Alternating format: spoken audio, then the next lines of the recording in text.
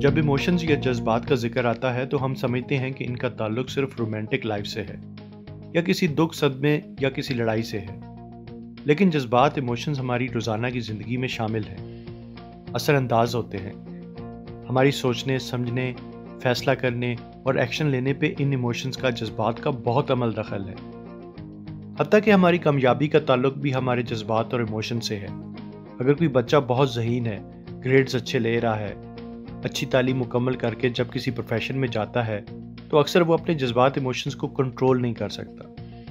अच्छी तालीम मुकम्मल करके वो किसी अच्छे प्रोफेशन में भी चला जाता है और अगर वहाँ पर वो अपने जज्बात इमोशंस को कंट्रोल नहीं कर सकता, मैनेज नहीं कर सकता, तो प्रैक्टिकल ज़िंदगी में कामयाब नहीं होगा।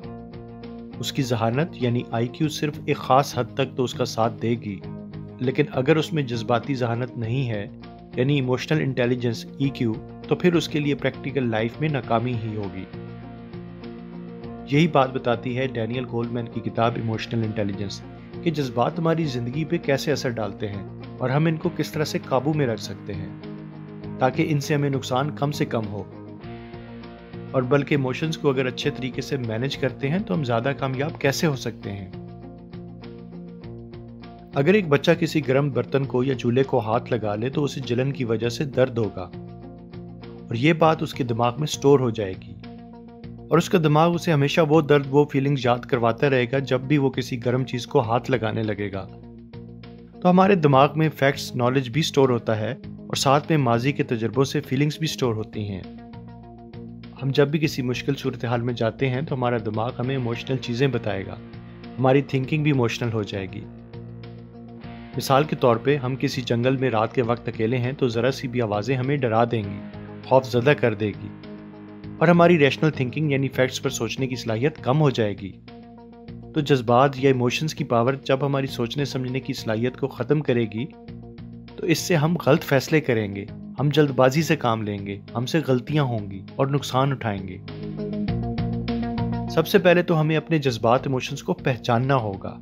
किसी खास वक्त में कौन से इमोशंस आते हैं, कैसे, क्यों और कहाँ से ये इमोशंस आते हैं। मिसाल के तौर पे टीचर्स ने या हमारे ऑफिस में बॉस ने अगर कोई बात हमसे कह दी और फिर हमने सोचना शुरू कर दिया और पहले मूड ऑफ होता है, उसके बाद एक ऐसा रिएक्शन कि गुस्सा किसी और पर निकाल देते हैं या चीज़ें ज़ोर से रखना शुरू कर देते हैं। तो सबसे पहले ये पहचानना होगा कि ये इमोशंस क्या हैं।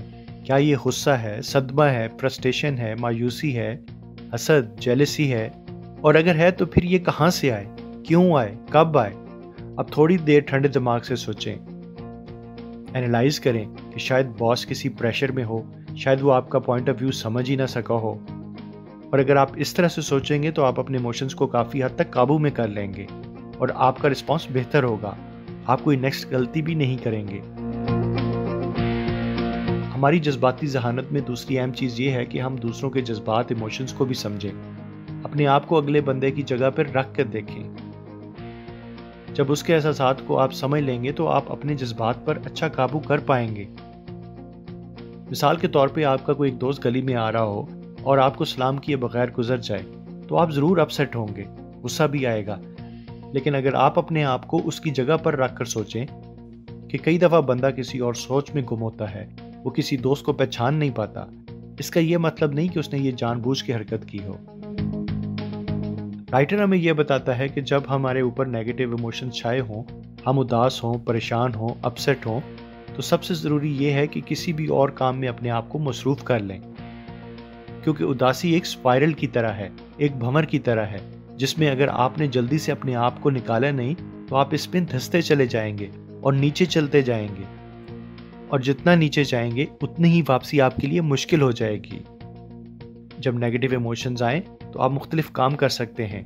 एक काम यह है कि आप नोटबुक और पेन लें और फीलिंग्स को लिखें और जो भी प्रॉब्लम है उसको रीफ्रेम करें। मिसाल के तौर पे आपको बिजनेस में नाकामी हुई है और आप अपने फेलियर पे मायूस हैं तो उसे रीफ्रेम करें, यानी इस तरह से सोचें कि ये एक तजुर्बा था, आपने कुछ इससे सबक सीखा, अगर दोबारा मौका मिला तो कौन सी गलती नहीं दोहरानी है।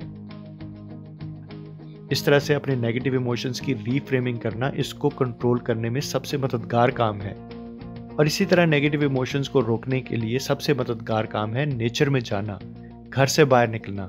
आप किसी वॉक पे चले जाएं या फिर पुरसकून जगह पे चले जाएं और आप अपने इमोशंस को ज़रा बैलेंस करें।